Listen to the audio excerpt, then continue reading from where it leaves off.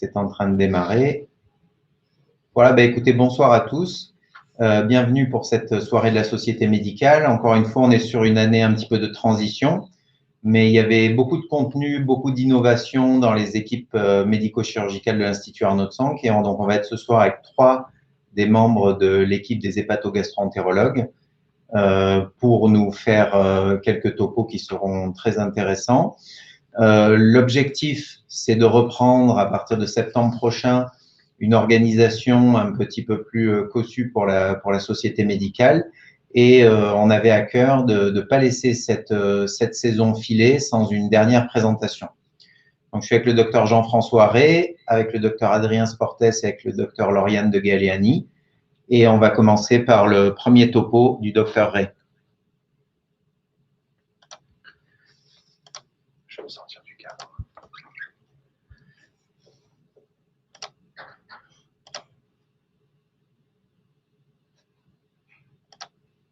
Magnifique. Et ça marche. Bonsoir. Alors, l'intelligence artificielle en endoscopie digestive, on en parle beaucoup, mais il faut voir la réalité. Alors, je vais vous présenter 3 exemples d'intelligence artificielle qui sont maintenant en pratique clinique.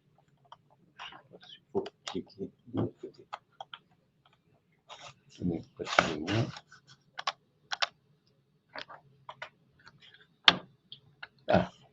Alors, parce qu'il y a un petit retard, c'est le bouton gauche. Ouais, d'accord. Alors, qu'est-ce qu'on peut espérer? D'abord, il faut savoir que dans la majorité d'endoscopies digestives, l'intelligence artificielle, c'est juste une aide au diagnostic. Le rôle de l'opérateur reste fondamental. L'intérêt que je vais présenter ce soir, c'est d'abord la détection des polypes. Il y a un logiciel qui nous permet actuellement de mieux détecter les polypes. Il y a un deuxième intérêt, c'est de caractériser les polypes. Alors, caractériser les polypes, qu'est-ce que c'est? C'est directement, au cours de l'endoscopie, de faire le diagnostic d'un polype bénin qui ne va pas évoluer et on le laisse, on ne le retire pas, d'un polype bénin mais qui a un risque d'évolution et qui a un traitement par un cancer. Et le risque malin, c'est directement la chirurgie ou l'endoscopie. Ça, c'est la première importance de l'intelligence artificielle et ce que l'on a déjà en pratique depuis maintenant 6 mois à l'Institut. Il y a un deuxième exemple que je présenterai, c'est la hernie hiatale et l'œsophage de Barrett. Et là, on est dans la recherche qu'on développe avec Olympus Japon.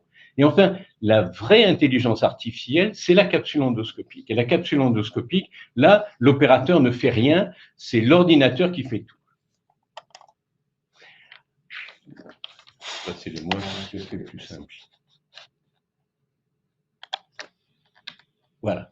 Alors, l'intelligence artificielle, ça c'est un papier qui a été publié en Chine. L'intérêt de l'intelligence artificielle, c'est qu'à partir des algorithmes, ça permet une détection automatique, ça permet également un fonctionnement, une reconnaissance de l'ensemble de la pathologie digestive du côlon.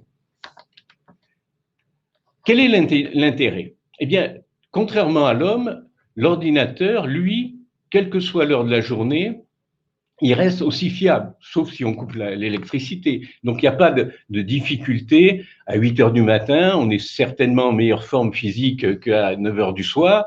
Et donc, le problème d'endoscopie digestive, c'est la fatigue humaine. L'intelligence artificielle de l'ordinateur, il est toujours pareil, il est précis, si l'ordinateur a été bien éduqué, il est constant et c'est vraiment un assistant à l'homme. Qu'est-ce qu'on fait? Ici, en endoscopie digestive, on a 2 choses importantes sur cette diapositive. On a ici ce qu'on appelle Computer Assist Detection, c'est la détection des polypes. Et le deuxième aspect, c'est le Computer Assist Diagnosis, c'est la virtuelle biopsie, c'est-à-dire que je n'ai pas besoin de l'anatomopathologie pour faire le diagnostic d'un polype bénin, d'un polype hyperplasique ou d'un cancer. Quelle est la situation actuellement? La situation actuellement dans le dépistage du cancer colorectal, c'est que 10% des polypes de moins de 10 mm ne sont pas détectés, même dans les meilleures études. Donc, ça induit ce qu'on appelle les cancers d'intervalle. C'est des cancers qu'on découvre entre 2 coloscopies, alors que normalement, ils ne devraient pas avoir lieu. Donc ça, c'est important. Le deuxième point, c'est donc la détection. Il y a beaucoup de polypes qui nous sont oubliés et je vais vous montrer quelques exemples. Et enfin, le deuxième point, c'est le diagnostic, c'est-à-dire que à travers la classification de Nice, qui n'a rien à voir avec notre ville, on a une possibilité, 1, hyperplasique, je les laisse, 2, adénomateux, on les retire par endoscopie, 3, cancéreux, on envoie au chirurgien. Et alors, le dernier point qui est important, surtout pour le système de santé, c'est grâce à ces systèmes, on arrive à faire des économies importantes. Allez-y. Alors ça, c'est l'exemple typique de ce que l'on a à l'Institut. Vous voyez l'image en lumière blanche à haute définition et au cours de l'examen, l'ordinateur me met ce carré vert pour dire attention, il faut aller là. Là, c'est une image qui a déjà été traitée et ça, c'est ce qu'on fait depuis 20 ans et c'est ce qui nous permet de faire le diagnostic histologique en endoscopie. C'est-à-dire qu'à travers des filtres bleus et verts, on sait parfaitement comment caractériser cette image et savoir qu'ici, c'est une tumeur vineuse bénigne qui peut être retirée en endoscopie. Alors là, c'est encore plus intéressant car vous voyez ici, c'est une toute petite lésion. Là, c'est quelque chose qui fait 1 mm sur 2 mm. Et là, l'ordinateur est certainement un point important de progrès. Alors, voilà les résultats. Et ça, on a des résultats. Ça, c'est notre ami Repici de Milan, où on voit ici le taux standard, ça c'est le taux de polype réséqué, standard avec la haute définition 40%, si on a l'intelligence artificielle, on passe à 50%. Et le deuxième point, c'est le nombre d'adénomes par patient qui également augmente d'une manière significative. Une autre étude européenne, donc sur plus de 4000 patients, donc avec un pouvoir important, eh bien là, on est bien sûr polype adénomateux détecté. Vous voyez, normalement, avec l'intelligence artificielle, sans intelligence artificielle. Là aussi, c'est extrêmement significatif. Donc, l'intérêt actuellement de ce type de logiciel, c'est quel que soit l'opérateur, il va améliorer ses possibilités diagnostiques et donc pour le patient. Alors, ce qui est important, c'est que la caractérisation, c'est-à-dire l'histologie endoscopique du polype, se fait directement au cours de l'examen. Dans le passé, on voyait un polype, on voyait une tumeur, qu'est-ce qu'on faisait? On faisait des prélèvements, on l'envoyait à l'anapathe et on revenait pour le retirer, dans certains cas. Mais là, directement, même la vileuse que j'ai montrée tout à l'heure, on a le diagnostic. Et vous voyez, ça, c'est une étude qui est faite au Canada. On a un taux de spécificité, de sensibilité extrêmement élevé et c'est précis à 94%. Donc, c'est-à-dire que l'ordinateur apporte une fiabilité supérieure à celle des endoscopistes entraînés, même dans les meilleures équipes, alors qu'on n'avait pas cette aide au diagnostic. Alors, qu'est-ce qu'il faut? Ça reste un examen endoscopique qui nécessite une qualité de l'opérateur. Il faut une préparation parfaite. S'il y a des résidus, ce n'est pas possible. Il faut que l'opérateur soit capable d'aller au SECOM dans plus de 95%. Si on a des débutants qui ne peuvent pas franchir le sigmoïde, ben, l'ordinateur pourra rien faire. Et il faut bien sûr utiliser des écholoscopes à haute résolution, les pédiatriques, des entéroscopes. C'est-à-dire qu'il faut tout un panel d'outils qui est complémentaire à l'intelligence artificielle. Dans l'oncoloscopie, l'intelligence artificielle seule ne fait pas le diagnostic. Alors, ça, c'est déjà un peu le futur. Ça, c'est des diapositives qui viennent de Chine. C'est un séminaire que je modérais il y a 15 jours. Ou alors, ils ont un logiciel qui est encore plus élaboré. Et vous voyez ici, le logiciel est capable d'évaluer en direct la qualité de la coloscopie. Quand je vous disais qu'il était important d'avoir une préparation parfaite, ben le logiciel enregistre la préparation parfaite, la qualité de la préparation. La suivante. Et le deuxième point, on dit que la coloscopie nécessite un temps de retrait modéré, le temps de regarder derrière chaque pli. Et bien, vous voyez là, en direct, l'opérateur, on voyait s'il était dans le vert, c'est-à-dire que s'il retirait son endoscope d'une manière minutieuse, ou la suivante, s'il allait trop vite, et là, l'ordinateur lui dit « Stop, vous allez trop vite, vous ne respectez pas les critères. » Et tout ça est enregistré et peut être revu par des pairs ultérieurement. Alors, la difficulté que l'on a, c'est si le logiciel n'est pas éduqué correctement. Je ne vais pas rentrer dans tous les détails techniques, mais ce qu'il faut savoir, c'est que certains logiciels qu'on a essayés à l'Institut, le carré vert fléché sur tout et n'importe quoi, ce qui fait qu'au bout d'un moment, l'opérateur ne regarde plus et on coupe la machine. Et là, on voit sur les derniers appareils qu'on travaille depuis 6 mois ici sans difficulté. Alors, l'autre point important, c'est l'économie. Alors ça, c'est une étude américaine, c'est une étude plus liée aux États-Unis, mais c'est une étude de Mori et de Kudo au Japon, qui sont à l'origine du logiciel que nous utilisons. Eh bien, ils ont étudié la diapositive suivante. L'intérêt de diagnostiquer, c'est la même chose. Combien de polypes hyperplasiques bénins qu'on ne touche pas, polypes adénomateux. Et ils ont la suivante. Et alors, ce qui est important, c'est ce carré orange. Avec cette étude, alors c'est un modèle mathématique, eh bien, aux États-Unis, sur l'année, ça fait une économie pour le système américain de santé de 85 millions de dollars.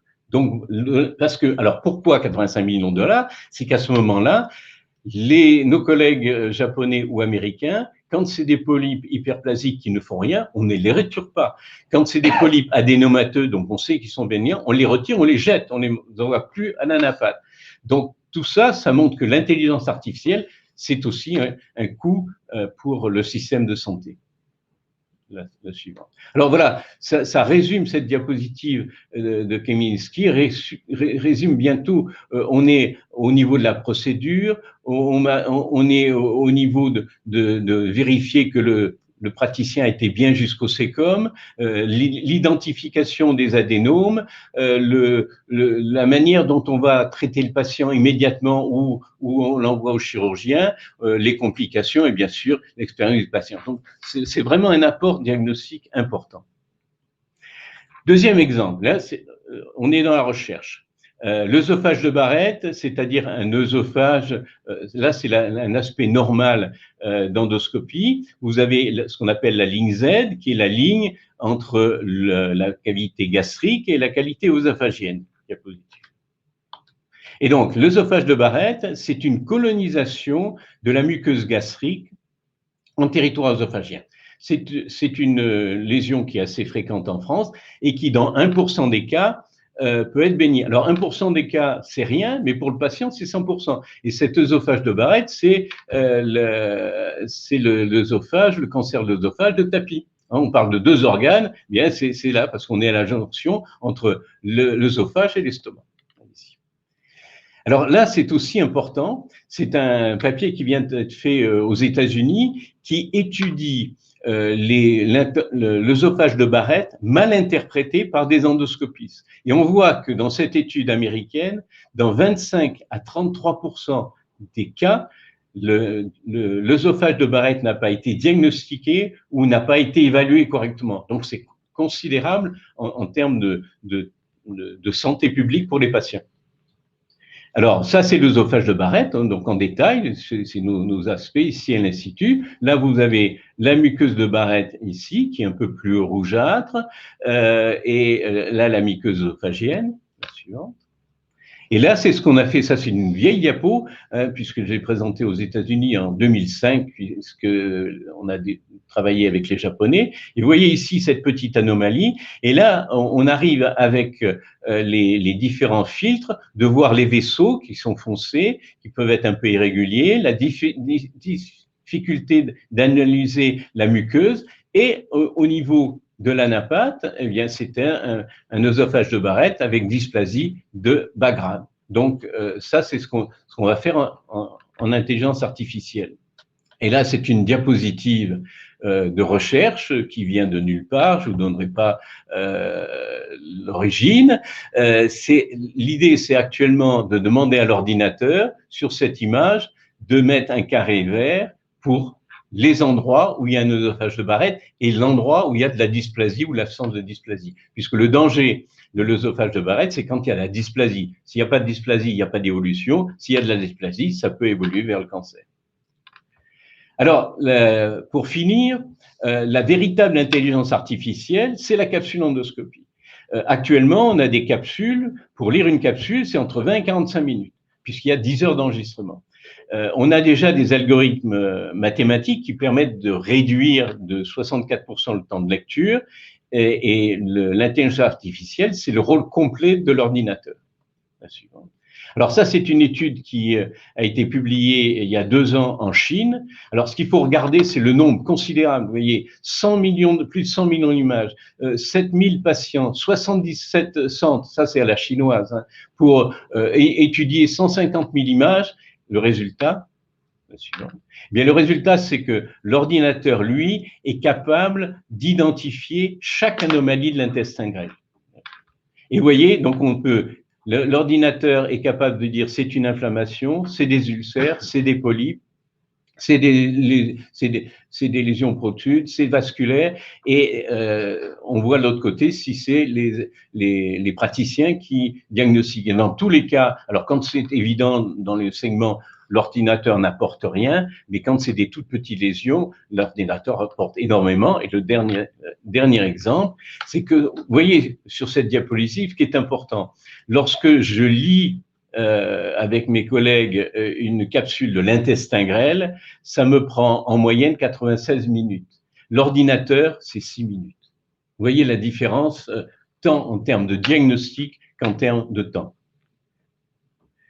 Alors, qu'est-ce qu'on peut attendre de l'intelligence artificielle en endoscopie digestive? D'abord, ça va permettre de standardiser. Il y a des différences d'opérateurs, il y a des différences d'établissements. Là, avec l'intelligence artificielle, on va avoir une aide à diagnostic, mais on va avoir un enregistrement standard, comme je vous l'ai montré, ce qui se fait déjà en Chine. Ça permet de mieux appliquer les guidelines et ça permet également, bien sûr, de faire des essais cliniques comparatifs sur multicentriques, puisqu'on travaille tous à ce moment-là avec des ordinateurs et sous contrôle de l'ordinateur. La dernière. Donc, l'intelligence artificielle, c'est une avancée majeure en endoscopie digestive.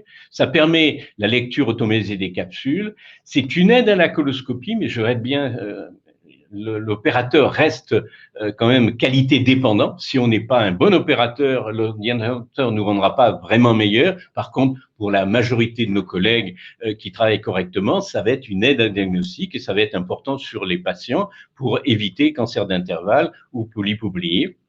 On attend beaucoup de l'œsophage de Barrett parce qu'il y a beaucoup de gastroscopies qui sont même dans le monde entier, en France, avec des œsophages de Barrett qui ne sont pas évalués correctement.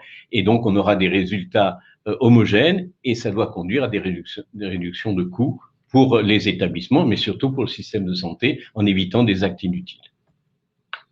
Très bien. Écoutez, vous avez parfaitement illustré l'aide que peut apporter l'intelligence artificielle à l'identification, la caractérisation des lésions. Quand vous allez changer de place, quand on a diffusé l'ordre du jour et quand les gens ont vu que vous interveniez, que le thème était l'intelligence artificielle, il nous est venu quelques questions à laquelle je souhaiterais que vous répondiez si possible. La première, c'est qu'on parle d'intelligence artificielle à l'Institut depuis plusieurs mois. Alors, ça a commencé quand exactement ? Décembre dernier. Décembre dernier, on a mis un logiciel d'intelligence artificielle sur les coloscopies. Les deux autres questions qui nous ont été posées, c'est que manifestement ça aide l'opérateur, mais vous venez de réinsister sur le fait qu'il faut quand même que l'opérateur soit compétent et qualifié. On nous a posé la question, est-ce qu'il y a une possibilité pour que le niveau moyen des hépatogastroentérologues des opérateurs finalement baisse si l'outil technologique progresse? Et est-ce qu'au final, il y a une possibilité que le patient se retrouve moins bien pris en charge ou moins bien soigné? Non, pas du tout. Parce que la base de l'endoscopie digestive, et en particulier en endoscopie, c'est la qualité de l'opérateur. Et on a un critère très simple. Nous, quand on monitore un peu dans les établissements, et ça s'est fait en Angleterre, ça a été montré. En Angleterre, on ne peut pas faire du dépistage du cancer colorectal si on n'a pas été validé par ses pairs. Et dans ce cadre-là, le premier critère, c'est sur 100 coloscopies, est-ce que l'opérateur est capable d'aller dans plus de 95% des cas où c'est comme. Donc ça, c'est simple à compter. Après, le deuxième critère, c'est on a un fit positif, c'est-à-dire que la sécurité sociale envoie aux patients de plus de 50 ans une recherche de sang dans les selles. vous avez un FIT positif, donc l'indication du FIT, c'est de faire une coloscopie. Eh bien, dans ce cas-là, en fonction du sexe, c'est de 25 à 50% d'adénomes qui doivent être trouvés et retirés. Donc, si l'opérateur a 10%, ben, il faut qu'il se recycle. Très bien. Dernière question. Bon, vous avez vu le progrès médical, vous l'avez même accompagné ces nombreuses dernières années. Qu'est-ce que vous souhaiteriez voir en termes d'intelligence artificielle ou de progrès technologique dans les mois et les années qui viennent? Qu'est-ce qui vous manque pour continuer à améliorer vos compétences diagnostiques et thérapeutiques? Je crois que l'exemple du logiciel, des 2 logiciels chinois que j'ai montrés, c'est vraiment un bond en avant. C'est un bond en avant puisque actuellement, nous, on a un logiciel en coloscopie qui nous aide à diagnostiquer et à apprécier les polypes. Donc, c'est important pour nous, mais c'est surtout important pour nos patients. Si on veut améliorer la qualité globale des endoscopistes du monde entier, c'est le 2e logiciel chinois qui est très intéressant parce que là, tout est enregistré. C'est-à-dire, il me dit, vous allez trop vite, vous n'allez pas assez vite, votre malade n'est pas préparé. Et là, on entre dans une démarche qualité sur tout le système de santé parce que personne ne peut échapper. On peut imaginer qu'un jeune étudiant gastro-entérologue fasse des endoscopies dans son coin de pas très bonne qualité. À partir du moment où il y a un logiciel, il suit le curseur et voilà. Il ajuste ça. Très bien, extrêmement intéressant. Docteur Sportes, qu'est-ce que vous avez besoin? Toujours difficile de passer après Jean-François, mais on va discuter des lésions kystiques du pancréas et de l'apport de l'endomicroscopie confocale. Alors, les lésions kystiques du pancréas, c'est assez complexe. Il y en a plusieurs, mais il y en a principalement 3 à retenir. Donc, le cystadénome séreux, le cystadénome mucineux et les TIPMP. On va y revenir. Alors, la difficulté, c'est que ces 3 principales lésions, le cystadénome séreux, le cystadénome mucineux et la TIPMP, ont des risques de dégénérescence qui sont différents. On sait très bien que le cystadénome séreux, il n'évoluera jamais. Le cystadénome mucineux, oui, c'est un risque, il faut l'enlever, il faut l'opérer. Et la TIPMP du canal pancréatique principal ou secondaire, ben, c'est au cas par cas, c'est à évaluer au cas par cas en fonction de l'âge du patient, de la localisation, de la taille, de plusieurs facteurs dont on va reprendre. Et la difficulté, c'est en écho-endoscopie de bien caractériser ces kystes pour avoir un diagnostic précis, proposer une prise en charge aux patients, soit de surveillance, soit de chirurgie. Et si on propose une chirurgie, ben, il faut être sûr parce que la chirurgie du pancréas est une chirurgie complexe à risque de morbidité. Donc, dans les tumeurs kystiques du pancréas, on a toujours la balance entre traiter les tumeurs malignes, mais éviter quand même une morbidité chirurgicale. Donc, c'est pour ça qu'on a besoin, dans ces lésions kystiques de pancréas, de certitude. Alors, on a des algorithmes de prise en charge qui existent. Tout d'abord, quand on est confronté à une lésion kystique du pancréas, on multiplie les examens d'imagerie, que ce soit une échographie abdominale, un scanner, une IRM et voire même initialement diagnostic, une écho-endoscopie. On a plusieurs dans l'algorithme. Après, on différencie les lésions kystiques uniloculaires aux lésions kystiques multiloculaires. Ensuite, en fonction, on arrive à distinguer si on arrive vers un cystadénome séreux ou TIPMP. Et ensuite, on discute en fonction d'une ponction sous écho-endoscopie. Ces algorithmes sont assez compliqués, évoluent souvent en fonction des données scientifiques, mais surtout, ils sont incomplets. Incomplets pourquoi? Parce que les kystes du pancréas posent de nombreux problèmes de diagnostic différentiel. On sait très bien qu'il y a certains cystadénomes séreux qui peuvent correspondre à une TIPMP. Pareil, certains cystadénomes séreux peuvent correspondre à des cystadénomes mucineux ou des TIPMP du canal pancréatique principal. Et on sait très bien également que les cystadénomes séreux peuvent s'associer aussi à des TIPMP. Et donc, ça complexifie le débat.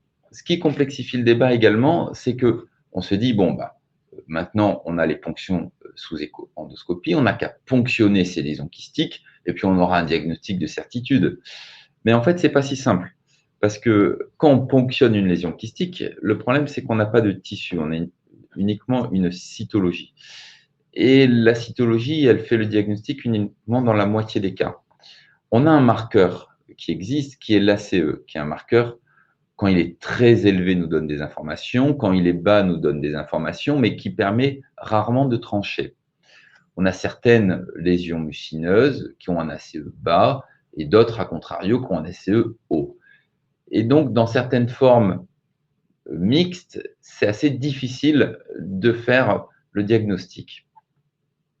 Alors, on a un outil qui permet d'optimiser ce diagnostic et d'aller encore plus loin. Alors, comment ça se passe? Là, ici, on est en salle, donc on utilise l'écho-endoscope, on ponctionne le kyste avec l'aiguille et au sein de l'aiguille, on met une petite sonde. Cette petite sonde, c'est comme un microscope qui permet de faire une analyse en direct, in vivo. À chaque fois, Jean-François, il me dit, ben voilà, on fait pareil dans l'œsophage et c'est comme Diag, c'est comme l'anapathe. C'est l'anapathe en direct. Donc, c'est exactement ça. On a l'anapathe en direct dans les lésions kystiques. Après, on prend par exemple le cysténome séreux. Là, c'est les coupes écho-endoscopiques. Ça, on a une lésion macrokystique avec une seconde logette ici. Donc, on va ponctionner cette lésion kystique, mettre la sonde sur la surface du kyste et voir un peu les images qu'on obtient. Donc, ça, c'est le kyste sous écho-endoscopie. Quand on ponctionne, on a cette image avec un réseau architectural, vasculaire, et en direct, on voit les petits globules rouges qui se baladent. Donc, cette image est typique en endomicroscopie confocale d'un cystadénome séreux. Une fois qu'on a cette image, on peut dire au patient, stop, on arrête les investigations, on ne vous opère pas, on n'a même pas besoin de vous surveiller, votre kyste est bénin, rentrez chez vous. Les TIPMP, voilà les lésions, ce qu'on obtient en endomicroscopie confocale. Pareil, on fait une échoendoscopie, on ponctionne, on met la petite sonde dans le kyste et on obtient des bordures épithéliales, des aspects ici en fleurs. C'est assez caractéristique des TIPMP. Ici, c'est les coupes histologiques où on retrouve à peu près les mêmes caractéristiques. Donc ça, effectivement, si on a un doute diagnostique, une fois qu'on voit ces images, on est sûr que c'est une TIPMP. Et après, en fonction de la taille, en fonction de plusieurs critères et surtout de critères de l'âge du patient, on proposera une simple surveillance ou une chirurgie pancréatique. Le cystadénome mucineux, on obtient ce type d'image assez caractéristique de bordure épithéliale qui correspond à l'épaississement pariétal de la lésion kystique. Un cystadénome mucineux, une fois qu'on a fait le diagnostic, c'est pareil, c'est une chirurgie pancréatique. Donc, cet outil permet d'optimiser, d'affiner le diagnostic et la prise en charge des kystes pancréas dont on a une incertitude diagnostique à l'IRM, au scanner ou en écho-endoscopie. Donc, on le réserve en fait dans des situations assez compliquées. Une lésion kystique dont on a une certitude à l'IRM ou en écho-endoscopie, on se passe de l'analyse de l'endomicroscopie confocale. Ça, c'est une compilation de plusieurs études qui montrent quand même la spécificité de ce dispositif dans les lésions kystiques. Les patients qui étaient inclus étaient tous des patients avec des incertitudes diagnostiques et des patients majoritairement opérés. Et l'apport de ce dispositif permettait un diagnostic de certitude dans environ 80 à 90% des cas. Donc, ce qui est un apport quand même majeur. Actuellement, on peut également rajouter à ce dispositif une macrobiopsie du kyste. C'est-à-dire que c'est toujours pareil, on ponctionne la lésion kystique et au lieu, donc dans un premier temps, on fait l'endomicroscopie, donc on fait l'endomicroscopie du kyste, on a une idée du diagnostic et ensuite on prend une petite pince qu'on met dans l'aiguille pour ponctionner, pour prélever la paroi du kyste et obtenir une analyse un peu plus importante qu'une simple cytologie. Donc, ces dispositifs permettent de caractériser les kystes pancréatiques en temps réel, de différencier les kystes mucineux des non mucineux, donc par exemple les TIPMP et cystadénomes mucineux des cystadénomes séreux. Ça réduit l'incertitude du diagnostic et le nombre de procédures inutiles. C'est-à-dire que avant, quand on ne savait pas, on surveillait le malade à 6 mois, à 1 an. On ne savait pas, par exemple, un cystadénome séreux, on pouvait le surveiller tous les ans. Et donc, une fois qu'on a le diagnostic, la certitude d'un cystadénome séreux, on oublie la surveillance, on diminue le nombre de procédures inutiles. Ça permet également d'identifier les patients à opérer plus facilement et plus rapidement avant d'avoir des formes non opérables.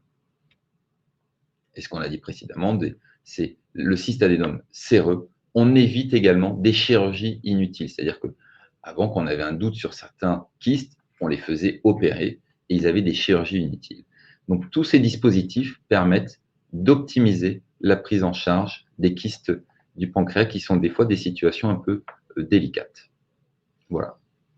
Très bien, on a quelques questions. La première, une question très générale qui n'est pas en lien avec les précisions techniques que vous avez données. Elle concerne la crise sanitaire, en fait, et l'importance de poursuivre les diagnostics de cancer, surtout dans des cancers comme celui du pancréas, qui, s'ils sont identifiés tôt, pouvaient conduire des stratégies thérapeutiques adaptées, sinon c'est plus difficile. Donc, est-ce que vous avez pu, pendant la période des 8 ou 10 mois derniers, poursuivre partiellement ou en totalité cette activité? Oui, il y a juste eu sur le mois d'avril 2020 où effectivement on a décalé ce type de procédure, mais je veux dire pendant 15 jours, pas plus.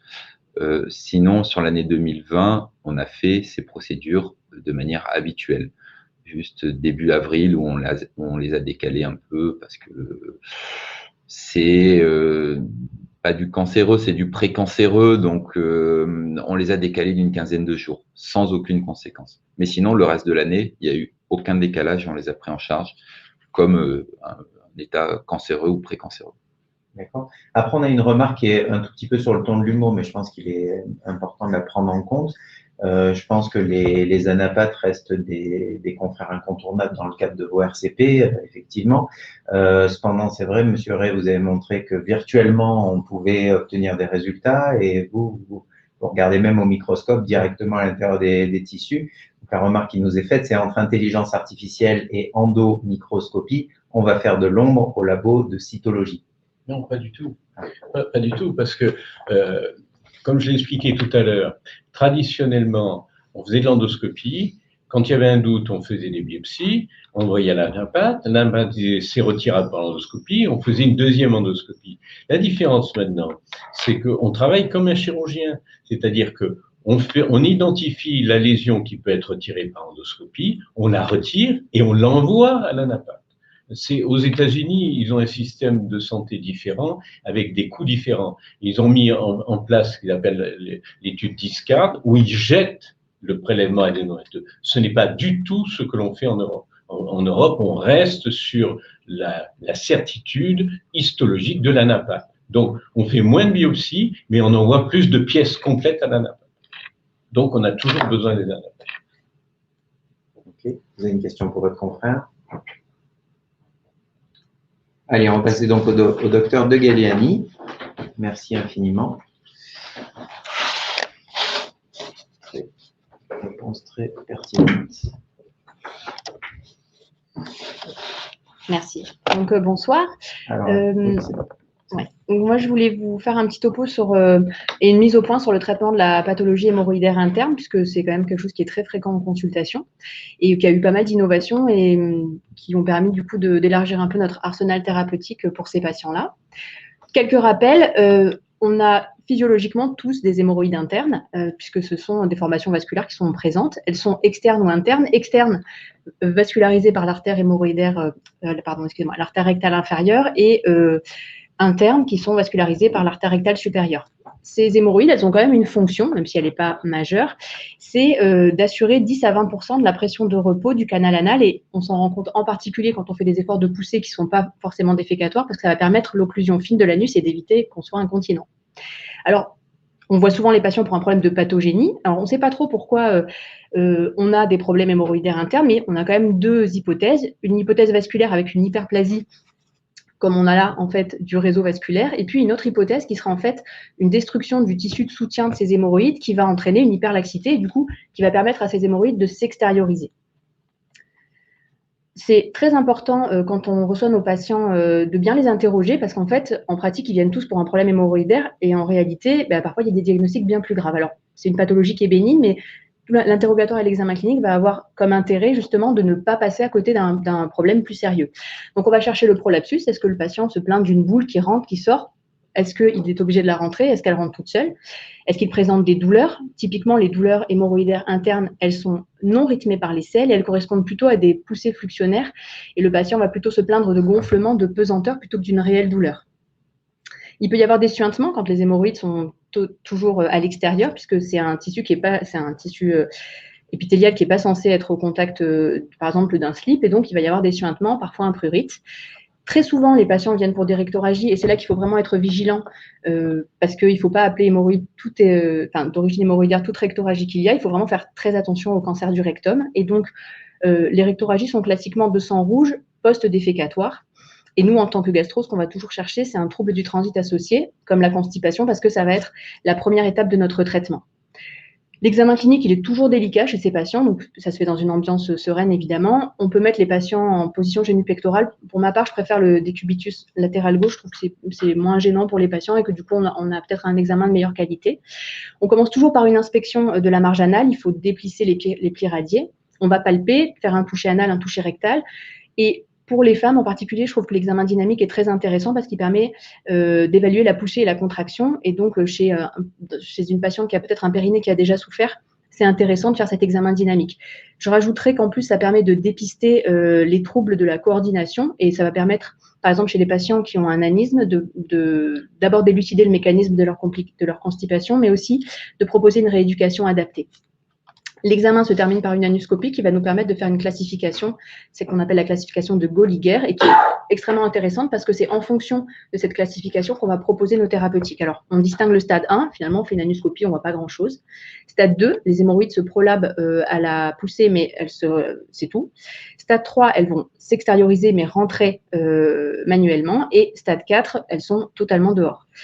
L'intérêt, ça va surtout être de faire les diagnostics différentiels avec un abcès, par exemple, mais aussi des choses plus bénignes comme une fissure ou une thrombose hémorroïdaire externe, parce que le traitement n'est pas du tout le même. Et il y a vraiment beaucoup de patients qui finalement ont des traitements inadaptés avec des pathologies qui traînent, des douleurs, alors que finalement, le traitement n'est pas si compliqué. Je réinsiste sur le cancer de l'anus et le cancer du rectum. C'est vraiment les choses à côté desquelles il ne faut pas passer quand on a un patient qui vient pour une pathologie hémorroïdaire interne. Alors, le traitement, il va toujours être médical en première intention. Ce sont souvent des patients constipés, donc on va proposer des laxatifs. Ces laxatifs vont avoir une efficacité sur les saignements, puisque du coup, les selles n'étant plus dures, elles vont plus blesser l'hémorroïde en passant. Mais par contre, bien sûr, une fois que l'hémorroïde, que le tissu est distendu, on ne va pas avoir une action sur le prolapsus. Éventuellement, on va pouvoir limiter l'évolution de la maladie, mais on ne va pas faire re-rentrer les hémorroïdes. Une fois qu'elles sont sorties, c'est trop tard. On insiste sur les règles hygiéno-diététiques, on va augmenter le régime en eau, en fibres, augmenter l'activité physique. On propose aux patients des positions qui favorisent l'exonération, donc par exemple de surélever leurs pieds quand ils vont aux toilettes.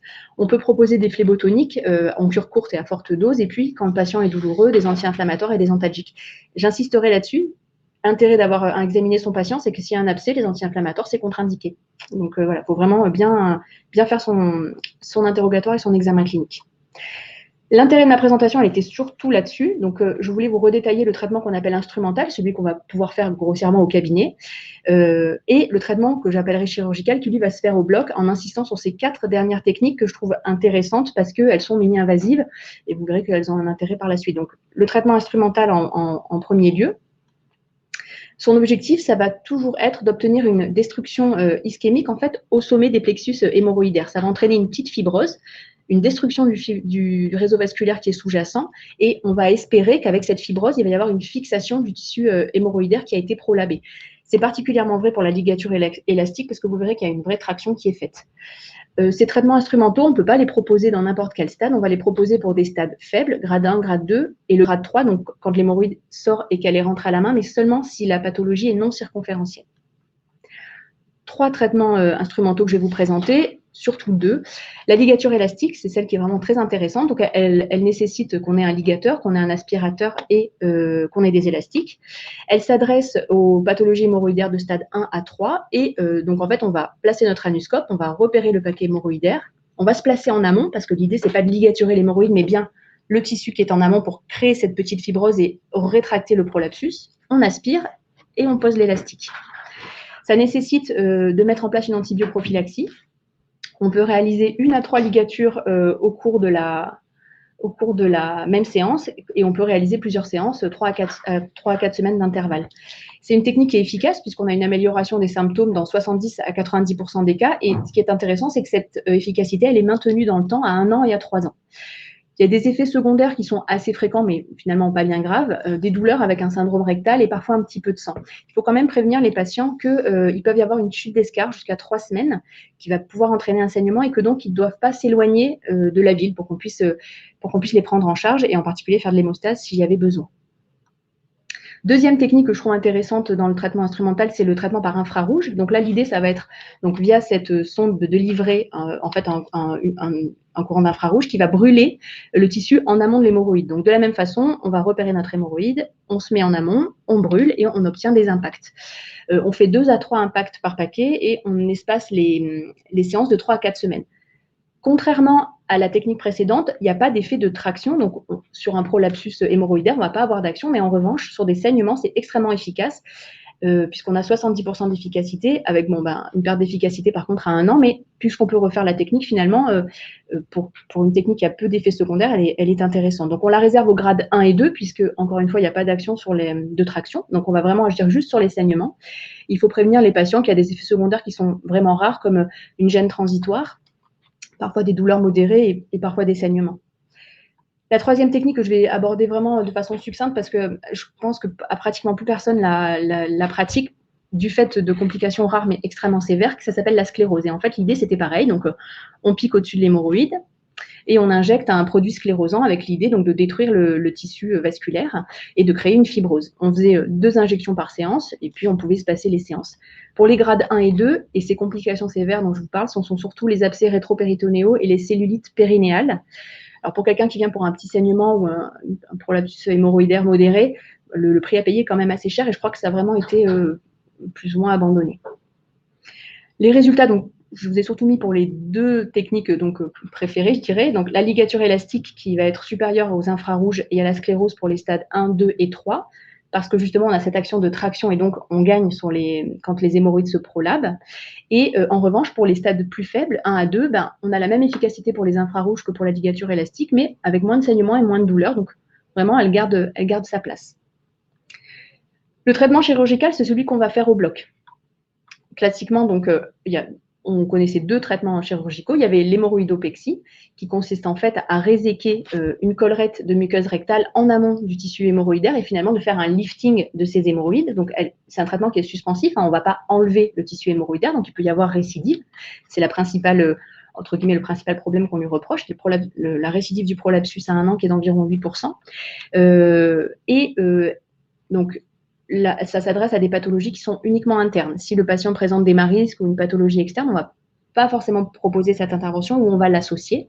Donc, on va la réserver au grade 2 et 3. Quand on fait cette technique, j'ai mis des photos un peu. Donc, on utilise un anuscope qui est fenêtrée et en fait, on va se mettre au niveau de la muqueuse rectale que l'on va faufiler. On va passer un fil pour créer une bourse en fait. Dans cette bourse, on va passer la partie femelle de notre pince qui est ici. Hop, on se met au-dessus de la bourse, on ferme la bourse par-dessus et on va appliquer la partie mâle. Et c'est donc en appliquant les deux qu'il va y avoir section de la collerette rectale. Ici, vous avez la ligne d'agrafage. Comme vous pouvez remarquer, en fait, on ne voit pas ce qu'on fait. C'est une section qui se fait à l'aveugle et c'est ce qui a été reproché au Longo parce qu'il faut bien sûr vérifier, surtout chez les femmes, qu'on n'a pas pris la cloison recto-vaginale, par exemple. Parce qu'en fait, une fois traité, on ne peut pas revenir en arrière. Hein. On vérifie son hémostase et là, vous avez l'image donc de cette collerette qui a été réséquée.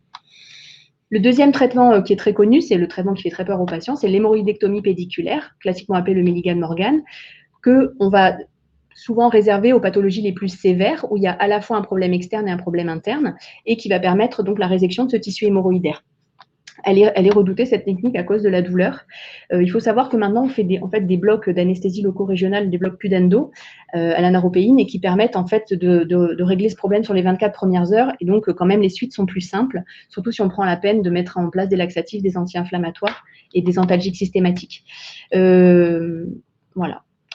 Voilà comment ça se passe. Donc, on va repérer notre paquet hémorroïdaire, on va repérer le ligament de Parkes, le couper, évider l'hémorroïde, et puis on va faire une ligature autour du pédicule hémorroïdaire avant de le couper. Et à la fin, voilà, on a des plaies bien propres, on vérifie notre hémostase. Les 4 dernières techniques dont je voulais vous parler, qui sont des techniques qui sont maintenant mini-invasives. Donc, le HALRAR, dont le principe, en fait, est de ligaturer les artères hémorroïdaires en amont de l'hémorroïde interne et d'associer un geste de mucopexie. Donc, on va à la fois traiter le saignement et en plus, on va pouvoir réintégrer un prolapsus muco-hémorroïdaire. Il n'y a pas de résection, donc du coup, il peut y avoir récidive, mais du coup, c'est intéressant parce qu'il y a aussi moins de douleur. Ça va intéresser le problème hémorroïdaire symptomatique de type 100, prolapsus modéré, ou si on a eu un échec des techniques instrumentales. Ça concerne les grades 2 et 3. Les complications sont rares. C'est un geste qui est peu douloureux et avec éventuellement des saignements. Au niveau des résultats, on a une efficacité globale qui est bonne, qui est de plus de 90% à 38 mois, avec des patients qui sont contents et qui restent contents, puisque pareil, à 38 mois, on en a encore 90% qui sont satisfaits de leur technique. On estime le risque de récidive à 5 ans à 17%. Et en gros, cette technique, elle est quand même venue concurrencer donc la technique de Longo, celle où on enlève la collerette un peu à l'aveugle. Donc, il y a 2 parties à l'examen. La partie où on va ligaturer, donc on repère notre plexus hémorroïdaire, on va placer notre sonde Doppler et grâce au signal, en fait, on va repérer les artères hémorroïdaires qu'on va ligaturer.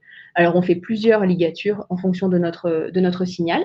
Et la deuxième partie, ce qui est la partie mucopexie, où en fait, on va faufiler l'hémorroïde et la remonter dans le canal anal. C'est ce que fait l'opérateur ici. Et vous voyez, à la fin, on a finalement une pathologie hémorroïdaire prolabée qui est réduite.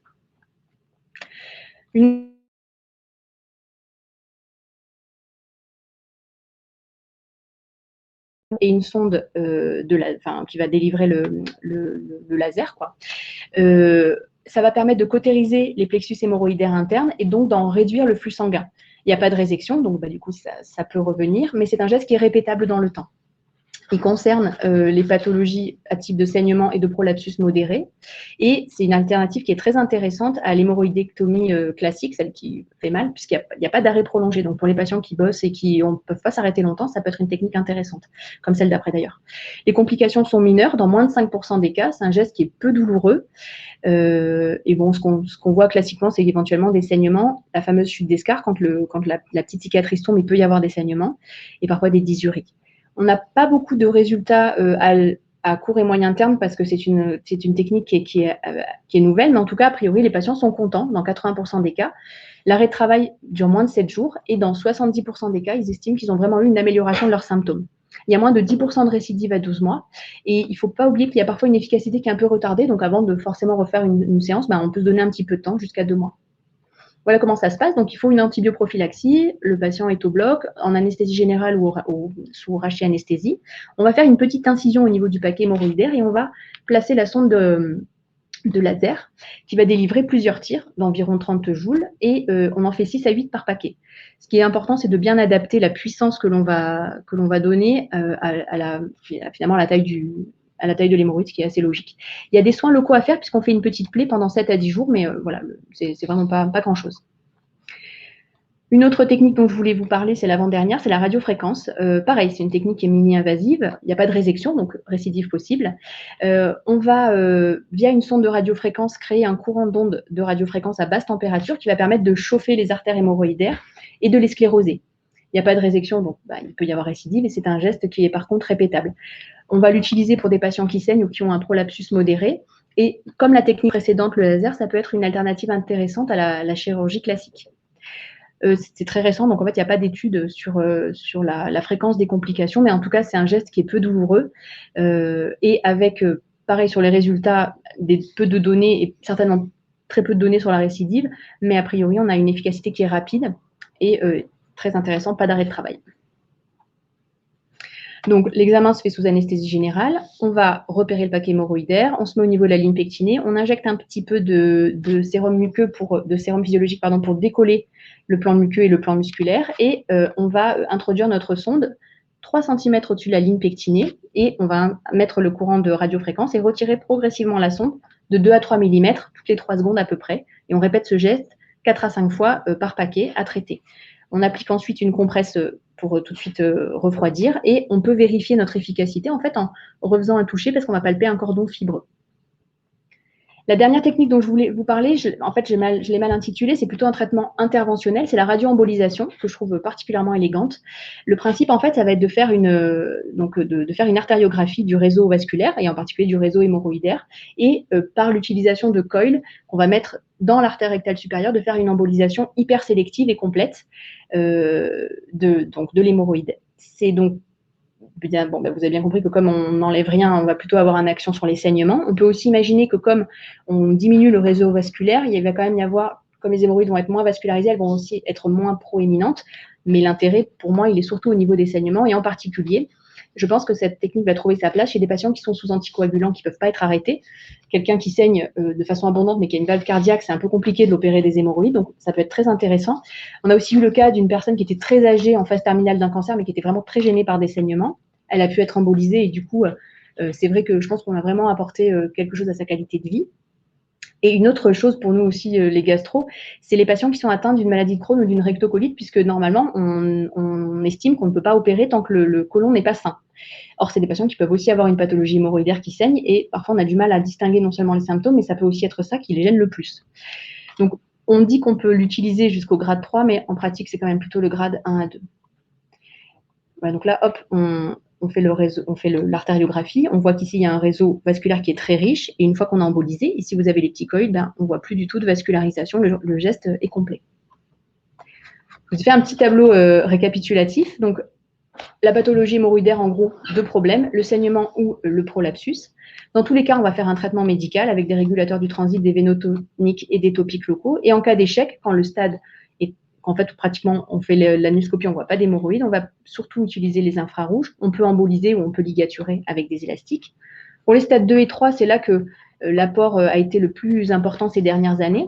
On va pouvoir utiliser les infrarouges, la ligature, le laser, la radiofréquence, le HALRAR ou l'embolisation. Et puis pour les stades plus élevés, il y a toujours l'hémorroïdopexie ou l'hémorroïdectomie. Je conclurai en fait en disant qu'on a maintenant un arsenal thérapeutique qui est vraiment développé dans la prise en charge de la pathologie hémorroïdaire interne, avec donc le développement de ces techniques mini-invasives qui vont permettre, à mon sens, sur le plan social, et c'est la plus grande avancée, une reprise rapide de l'activité, avec des techniques qui sont peu douloureuses, qui ont peu de complications, qui peuvent récidiver, mais avec toujours une possibilité de reprise ou de changement de technique. Et on peut même combiner les différentes techniques. C'est-à-dire qu'on peut à la fois faire une hémorroïdectomie sur un paquet et puis traiter l'autre par radiofréquence, par exemple.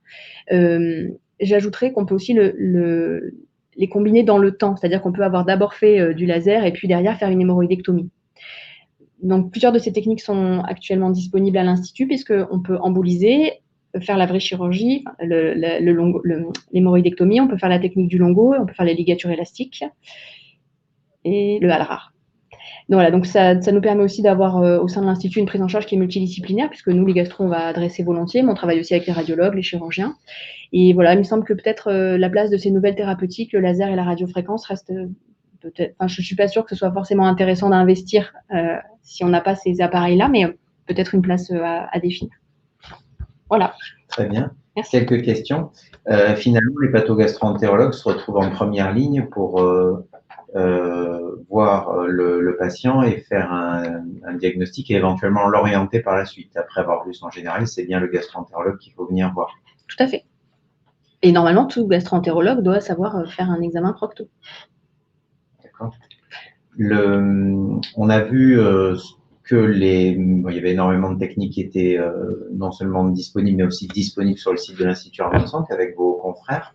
On voit que la chirurgie reste quand même en bonne place pour les prises en charge les plus avancées, je dirais. Et là, c'est quoi? C'est plus le progrès du traitement de la douleur et de l'anesthésie qui permet que ces procédures ont quand même progressé. Vous voulez dire les techniques les techniques qui sont hors chirurgie? Non, les techniques chirurgicales, les techniques qui font peur aux patients parce qu'elles sont douloureuses, qu'elles vont les immobiliser longtemps, etc. Et donc, tu fais le lit de ces nouvelles techniques? Ouais, elles ont progressé par le Je comprends pas. Elles ont progressé par le biais de l'anesthésie, les techniques chirurgicales. Les vraies techniques chirurgicales? Oui, tout à fait. Sur le plan de la douleur, oui, le fait qu'on fasse maintenant ce bloc pudendal, là, vraiment, ça a vraiment amélioré la qualité de la prise en charge de la douleur chez les patients dans les 24 premières heures. Et puis, encore une fois, maintenant, on sait qu'on doit leur mettre des laxatifs avant, on met des anti-inflammatoires, des antalgiques, et c'est vraiment bien pris en charge. Il ne faut plus trop que ça effraie les patients. Après, le problème de la chirurgie, c'est que ça immobilise longtemps, qu'il y a des saignements, il peut y avoir des sténoses anales, enfin, ça reste une chirurgie qui est, je trouve, pas si légère que ça. Alors que maintenant, finalement, on a des alternatives et ça nous empêchera jamais d'aller finalement à la chirurgie s'il y avait besoin. Et je rajouterais que plus on prend la maladie tôt, moins on est obligé d'aller vers des techniques invasives en fait. Et sur votre fil actif de patients, peut-être sur une année par exemple, à quelle proportion vous évalueriez le nombre de patients qui ont été orientés vers des techniques ou conservatrices ou minimal invasives par rapport aux techniques traditionnelles et chirurgicales?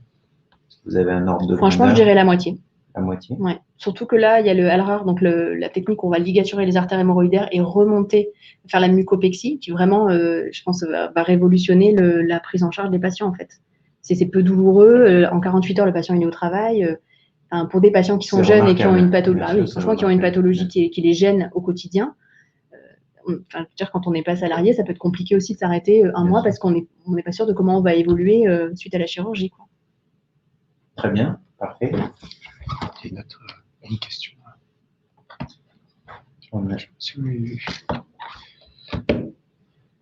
On a une question d'un de vos confrères. Y a-t-il encore une place pour les ligatures type speedband lors d'une coloscopie en rétrovision où le positionnement est excellent? Point d'interrogation.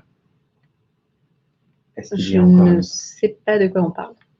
Une ligature speedband, c'est quoi avec le ligature de gâtero-œsophagien? En fait, je sais que ça se fait, mais j'avais jamais. Enfin, je l'ai appris sur le tas, quoi, disons.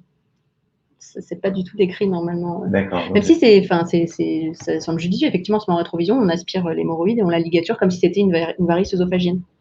Et normalement, dans toutes les techniques que je vous expliquais, on ligature jamais directement l'hémorroïde, en fait. On se met toujours au-dessus. Et on estime que c'est la fibrose qui va faire remonter l'hémorroïde. Donc, c'est pas une mauvaise idée, mais c'est pas dans votre ordre précis. Et surtout, je suis même pas sûre. Plancherai sur les questions. Et surtout, je suis pas sûre que ce soit. Il fallait trop le faire, quoi. Ok, bon, il y a le docteur de Galliani exprime quelques réserves, mais bon, merci infiniment pour la question. Est-ce que vous voulez qu'on conclue avec quelques informations d'ordre général sur la société médicale? Oui. Je vous laisse la place. Merci. Alors, on va remercier bien évidemment tout le monde pour ces topos. L'intérêt, c'est aussi que vous puissiez, auprès de vos correspondants ou de vos patients, leur indiquer que la bibliothèque, des vidéos, des topos sont disponibles sur le site internet.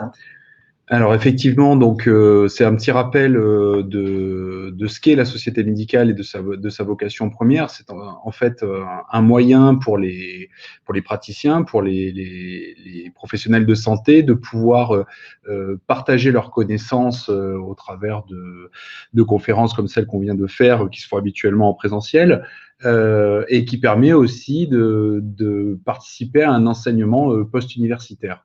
Donc effectivement, la société médicale, elle est ouverte à tous les praticiens du département et même au-delà s'ils ont la volonté de venir et d'y participer. Chacun peut librement s'y exprimer et l'idée, c'est vraiment un partage de connaissances entre professionnels. Donc l'adhésion, elle est ouverte à tous les praticiens via le versement d'une cotisation. Par ailleurs, donc sur la slide suivante, Je vais vous montrer comment faire pour, à partir du site internet de l'Institut Arnaud de Sanck, vous pouvez accéder à une rubrique Société médicale, donc qui se trouve là, comme on le voit, dans l'onglet Promotion de la santé. Sur le slide suivant, on va arriver sur la page en question. Vous avez la possibilité de vous inscrire à la newsletter pour justement être au courant de l'actualité de la société médicale et des prochaines sessions, des prochains webinars et peut-être, on l'espère, cette fois-ci de sessions en présentiel, comme c'était le cas auparavant. Et donc voilà, ça avec ça, vous allez pouvoir derrière accéder aussi sur ces pages-là à tout un tas d'informations, donc les contacts principaux de la société médicale, mais également différentes rubriques pour pouvoir consulter ce qui a été fait, précédemment et également le programme des prochaines sessions. Voilà. Et n'hésitez surtout pas à nous contacter. Je reste personnellement à votre disposition. Vous avez toutes mes coordonnées. Et le mail, je rappelle le mail ici de la société médicale. Si vous avez des questions sur la société médicale elle-même ou sur le programme, ou bien tout simplement pour vous abonner à la newsletter. Ou pour nous proposer également des thématiques. Exact. Donc, rendez-vous est pris pour vraisemblablement le mois de septembre. Absolument. Merci, docteur. Merci à tous et bonne soirée. Merci.